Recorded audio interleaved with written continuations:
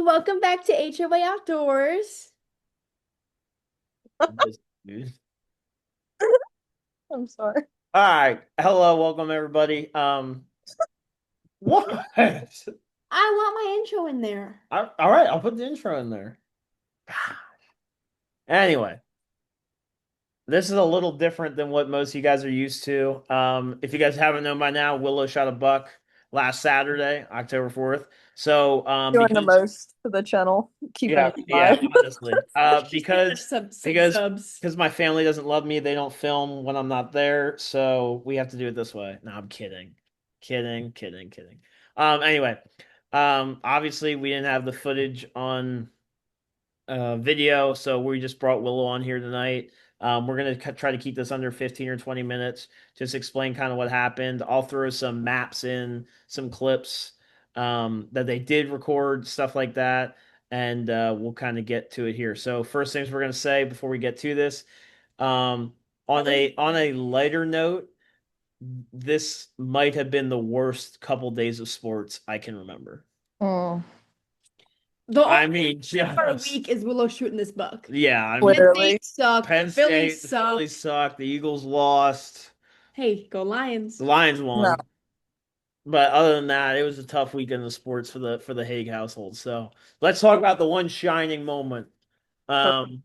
All right, just tell us, just get into it. What were you thinking that day? What did you and Dad talk about? Just So basically, we weren't even sure we were going to go out. It was kind of like last minute. Penn State honestly was losing and they went down by 10, and Dad's like, turn it off.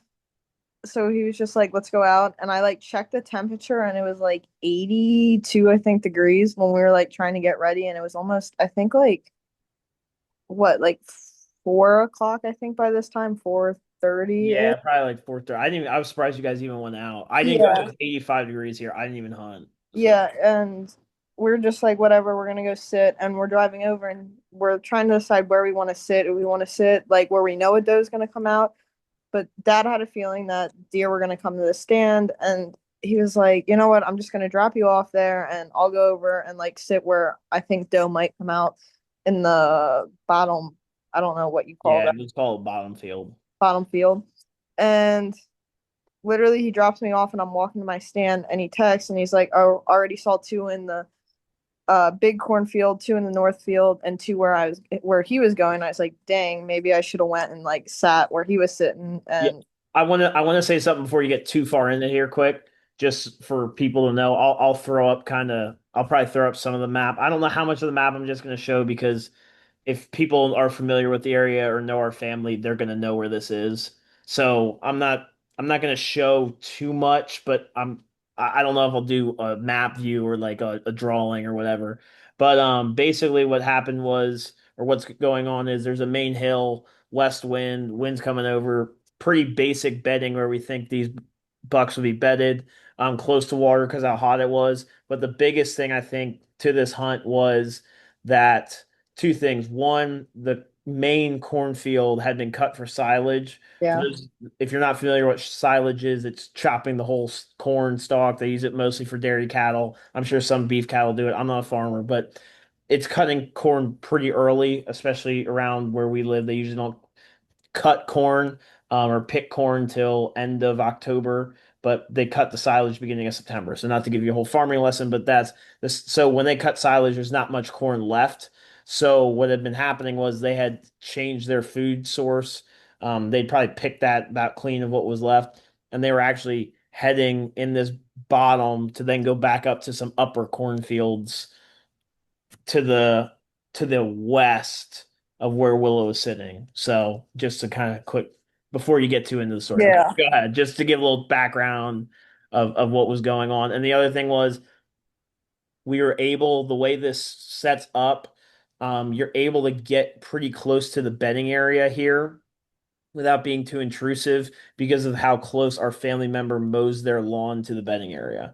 So there is human traffic. They're used to human traffic probably within 50 yards of the stand. And then where they were bedding was probably what, 80 yards from there. Yeah, if that, yeah. So it was hot out. Obviously, we were just trying to sneak in, tucking close to bedding without putting too much pressure on, and then I'll let you Yeah. explain the rest. So basically got to the stand and I was like kind of like sweated at that point. I was like, dang, it's like still pretty hot out.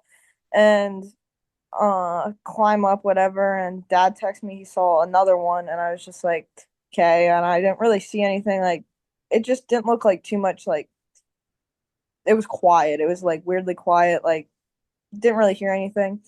And then honestly, I put the bow up. There was like a hook in the tree to hang something on. I hung my bow up and I just had my book bag by my legs because I need to get like my rangefinder on and everything. And I was kind of getting everything out and drinking some water. And all of a sudden, iPad time.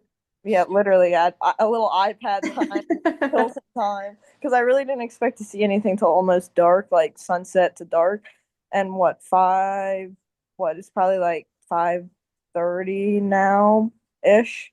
And I look up and I'm like, oh, that's like a buck coming down the hill. And I was like, but then I wanted to wait to shoot a buck because I wanted like a bigger one. And he was like a little six. And I was like, yeah, like I'll let him go, but I probably might have shot it if he got close enough. I don't know. I have a trigger finger. I'm I not guess gonna we'll lie, never know. like for real. But he kept like stopping and looking behind him. I'm like weird, like maybe a doe's with him or something else is gonna come down that hill.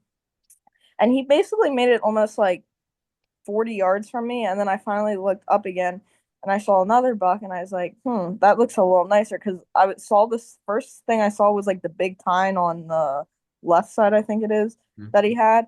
And I was like, that's like looks like a nicer one. I was like, oh, my bow's not even loaded yet. So then I was like grabbing my bow without trying to get caught by the one that was closer. And I needed to get an arrow in still. So my goal was I wanted to have my bow out and then hang my book bag up, but I didn't have enough time to do that. So I'm trying to like balance the book bag between my legs and load the bow and everything before the bigger one gets down to me. And he starts walking down, and I was like, oh, he looks a little bit nicer. Like I think I might take a shot at him. And then the six pointer waits for him to get down, and then they're kind of standing. There's a tree like 15 yards in front of me, and where they were at for like 5 minutes, I couldn't see them because they were like stacked behind this tree, and I didn't want to try and move too much because I didn't want to spook them. And finally, the six pointer walks to my right, but with the way the tree line kind of went, it would have been hard to turn and get a shot at him. So I still couldn't see the bigger one at this point, and he walked behind me, and I lost him at a certain point. I know he got behind me, and then I stopped turning around for him. And then the one I shot finally stepped out, was drinking in the creek, and I put the bow up, and I was like, oh wow, like that's like I was like one, two, three, Wait, four. it was drinking water? Yeah. So cute. So I look and I see four on one side. I'm like, okay, that's at least four. I'm like, I'm not letting this deer pass. And he's standing broadside 10 to 15 yards. So I'm like getting the rangefinder because I'm trying to see how far he actually was. And I finally got a range at him, and he like looks up, looks around me, like kind of seems like he's looking at me, but obviously he didn't, and then puts his head back down to drink. I quickly I'm looking at Anik's face and I feel so bad. He's just like drinking his water. Yeah, I Bam. turn the safety off and I just get my pin on and I shoot. And he kind of like buckled for a second. And then he ran up towards me a little bit and then out. He hopped over kind of a big log. And Yeah. I was like, oh We'll throw no. that video up of you guys tracking it. I was like, oh no, like he hopped that pretty fine. And then he stopped, ran another 10 yards, stopped again, fell over and like kicked. And I was like, I think I got him. And then I'm like, at this point, I just got a text from Colby. He's like, you see anything yet? So I call my dad and I'm like, Dad, like I shot at a buck. And he's like, okay. And then I texted Colby. I was like, I shot at a buck. And Colby's calling me. But yeah, like once I saw him go down, I was like, I don't think he's getting back up. Yeah, and then you saw the blood on the log where he Oh yeah, jumped over. the log was probably like 30 yards from me, and it looked like my one last year where it just sprayed Yeah, blood you out. could you could see blood from your stand from Yeah. 30 yards. That's usually a pretty good sign. Then you saw him fall. I would say the other key to this was the water was for sure huge because of how hot it was. and I think they just got up. They were thirsty, came down. I don't think they were. I don't even personally think they were going to be. I don't think they were really moving much. They Like weren't. they were. He was like they stood down there for a while because they were Yeah, drinking water behind the tree before they even came. And I thought he was going to take the same path as the other one because usually at night they follow the same path. But I don't think they were heading out to a field. I think they were just going to yeah, go down for water and head back up. And yeah. then he just And decided to I think stand there. yeah, and there are some oaks up on that hill if they went up the hill to what would be your left. So they were probably going to Mm-hmm. go hit those and then go out to the cornfield up on the top of the ridge there. But yeah, I mean, pretty textbook for this time of year and the weather. Didn't you say there was a scrape though in front of you that they were There probably was. gonna yeah they were gonna come hit? He was There probably was gonna a come hit that spray, scrape and then go and you up. could just see that path was used. I mean, it was very clear. And then the next day, we went to hang a trail camera, and we were walking up, and we were kind of above where I shot it on the Yeah, logging road, and we were looking down, and Dad's like, "I think that was his bedding area." yeah. There's a little thick knob Yeah, that's only 80 yards from and there. there was the grass that was really laid on, and Dad's like, "That looks like a buck was laying there," and Yeah, so, but yeah. So it anyway, happened. It was happened really quick. yeah, I think I, you were in I the stand for like 28 minutes. It was something Yeah, it ridiculous. was. I've never had one come that quick. It was insane. Right Yeah, time at the right place. yeah, it was crazy. Um, yeah, I remember you texted me saying that what had happened, and I just could not um I just could not believe how quick it happened, and especially with the No. heat. Like it wasn't like this week coming up here, we have a major cold front blowing in tomorrow out here, and you guys will probably get it next week. It wasn't like a major cold front where they were, it was hot and but I think the key was how close you could get to bedding because of the human pressure from Yeah, somebody living there, not hunting pressure, just somebody like a yeah, relative lives 200 yards from where you shot this deer. yeah. Like, yeah, so just the ability to get in there Like close. you can really like if you walk 20 yards out, you can see his house pretty clear from Yeah, from the woods. woods. So Yeah, yeah, some people call that like the red and the blue lines, like where those lines like blue is the deer, red is the deer area, blue is the human area, and right where right love you too. Right where right where they meet, a lot of times they'll let you be a little lenient, and that was just slipped in there. I think that stand used to actually be an old gun stand. I think it was And too. I think they used to sit there the first yeah, day when the buck and doe were trying to come back to that hill. yeah, But I really think that it was just it was the warmth kind of helped because they got thirsty quicker. yeah, There's not much water supply. It's not like it's been dry. There's a drought in the county next to us. So yeah. it's just I think it was like perfect timing that I was just in the right place at the right time. And the nice thing was it was nice and shaded down there. It was Yeah. cool. So I think there was just a lot of things that were working in my favor in that moment. Yeah, I think a lot of people are going to be like, "Oh, see, you can hunt, got to hunt every day, got to hunt every day." And I don't think that's what we're saying. It's like when it's 80 degrees, you need a very special set of circumstances to be Hmm. successful. And just luckily with this setup, and it's really only an early season setup because, like you said, that hillside has some grasses on it, Hmm. and once it gets cold, they do not bed there. No, And once there's more hunting pressure, like they do not bed there. So it's definitely an early season game. Excuse me. And yeah, just listen, you can kill them when it's 80 degrees outside. But everything like this hunt you have to have a just fireproof slip in, the ability to get close to bedding. I think the other thing that was huge was the water. I think that was one of the main things, and it was just I was talking to family and members that live around there, and they're like, all the deer I'm seeing, they're at the pond, they're at this, Yeah. and it makes sense. I mean, it hasn't rained here for since I've really been home. I don't think it's rained, which Yeah, and you've almost become a month. a month now, so Yeah. it's just but like I've been out like looking for doe, and it's you don't really see them in the cornfield anymore, and like this and that. So, like I'm not even taking a bow out right now. I'm just trying to see where they're going, but it changes every day because the temperature is so high right now that they're not really moving that early because it's so hot out. Yeah, I don't know about you guys, but we're supposed to get rain up here tomorrow, and then the front's supposed to push through. It's So yeah, I don't. tomorrow night it might start, but then Okay. what's Wednesday is when it's actually supposed to rain here. So Okay. hopefully, Yeah. Yeah. Hopefully you guys get some rain. You guys really need it more. Even we hit one or two more timely rains than you guys did, but yeah, it'll be interesting now.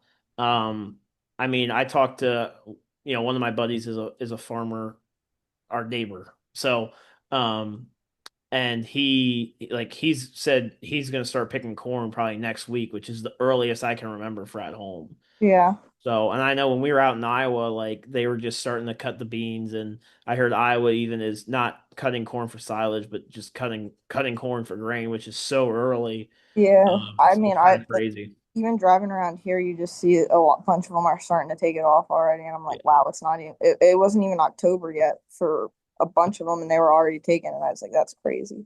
yeah, yeah. Well, a lot of that for silage with a lot of dairy farmers, but Yeah, all right, I think that's all. We'll put some pictures up again. Like, I don't want to be too, like we said, it is right next to or not right next to, but close to a relative's house, and it is a pretty recognizable property if you know our family. So, just for their privacy, I don't know what I'm going to do as far as I probably won't. I'll probably zoom in pretty far, but I'll probably show some sort of map version of kind of how this went down and um, put this over top, but and then throw the couple of videos that you guys took in there of you yeah. recovering it, stuff like that. But I didn't even know, is there a camera at home?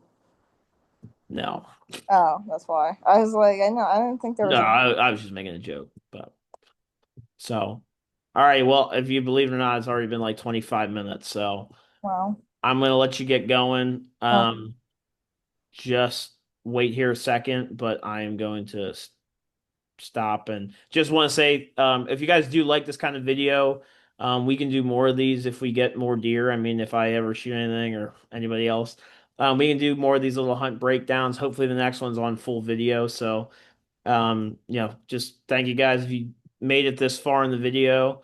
Hope you guys enjoyed another one of these, and God bless all you guys. And then Willow just stick around for a second. So, all right, we'll catch you guys on the next one. See ya.